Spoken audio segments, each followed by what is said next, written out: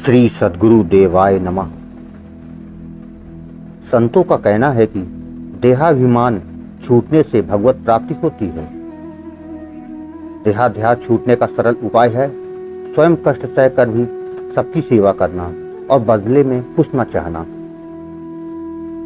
पर सेवा करने से भगवान प्रसन्न होकर सेवक को अपनी कृपा से निहाल कर देते हैं। साध्वी सखुबाई ऐसी ही भगवत कृपा पात्र भक्त महिला थी। आज आपको उन्हीं की कथा सुनाने जा रहा हूँ। उनके बारे में पूरा जानने के लिए आपको ये वीडियो आखिर तक अवश्य देखिएगा।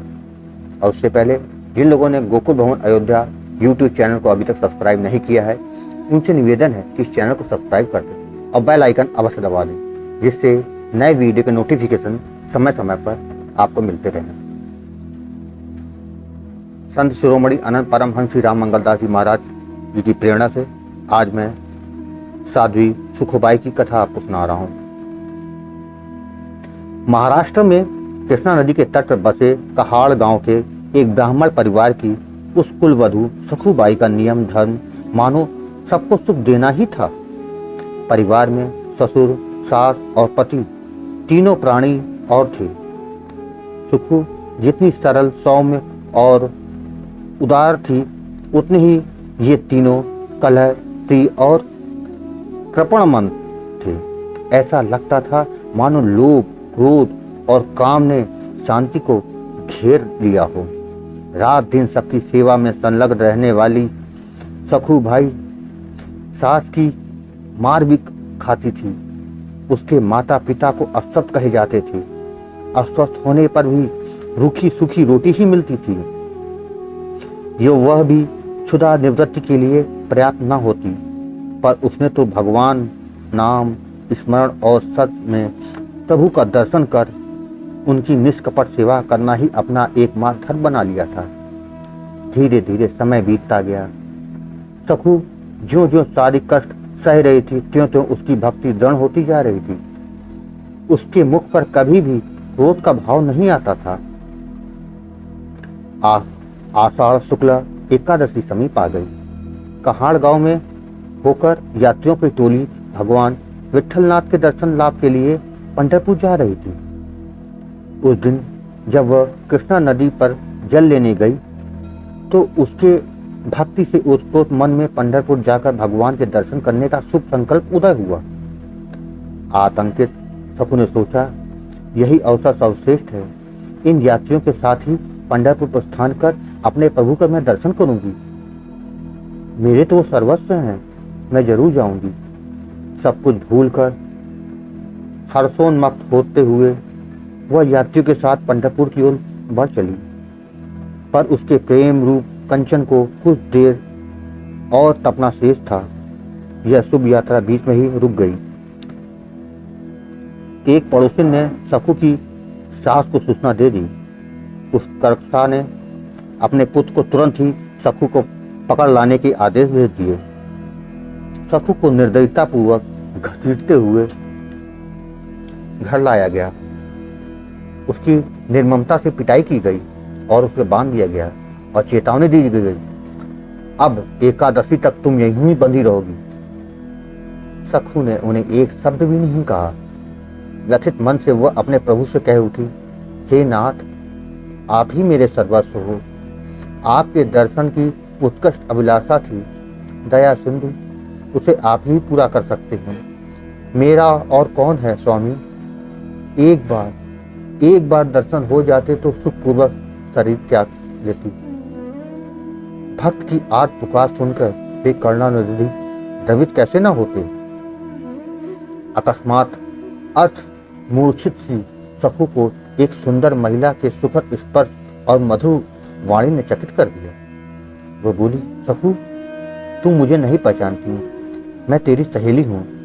मैं तेरे बंधन खोल देती हूँ और तेरे स्थान पर स्वयं बन जाती हूँ। तू चुपके से पंढरपुर चली जा। सास क्या कहेगी? कुछ नहीं, तू मेरी बताई युक्ति से घर लौट आना, तब तक मैं यहाँ बंधी रहूंगी। वीरा पुरुषोत्तम ने सखु के वस्त्र पहने और अपने उस पहनावे यह स्वांग पूरा हुआ और सखु मानो पवन पंख पर बैठकर पंढरपुर पहुंच गई। प्रभु को सखूबाई के स्थान पर बंधे हुए 15 दिन बीत गए। उसके पति को चिंता हुई, यदि यह अन्न जल के बिना मर गई तो हमें हत्या लग जाएगी, राजदंड भी मिल जाएगा। उसने पत्नी रूपधारी प्रभु को मुक्त किया।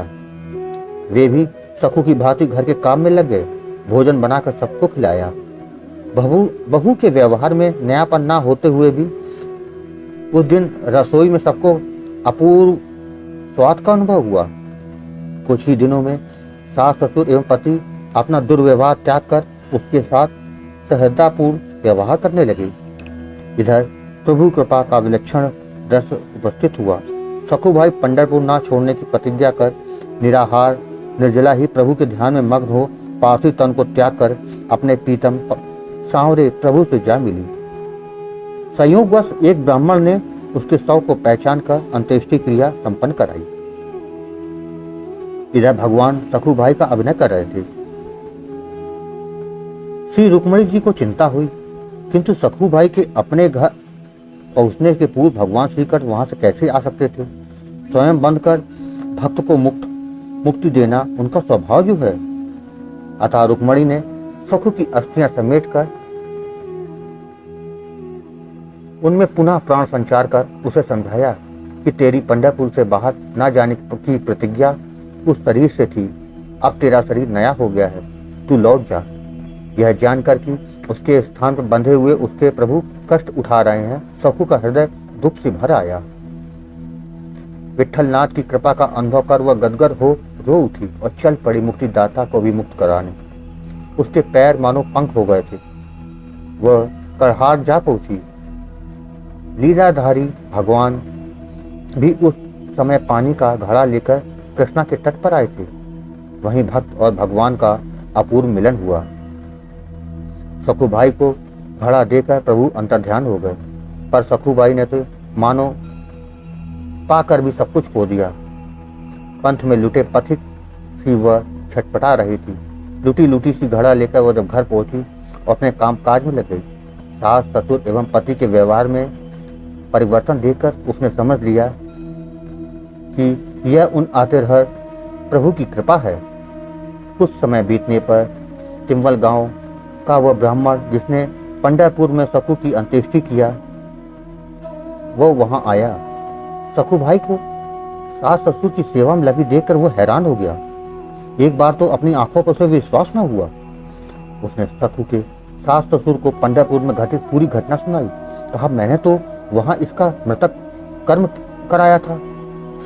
सास ने पूरे विश्वास से कहा कि सखू को तो हमने बांध कर रखा था, वह पंढरपुर जा कैसे पहुंच गई।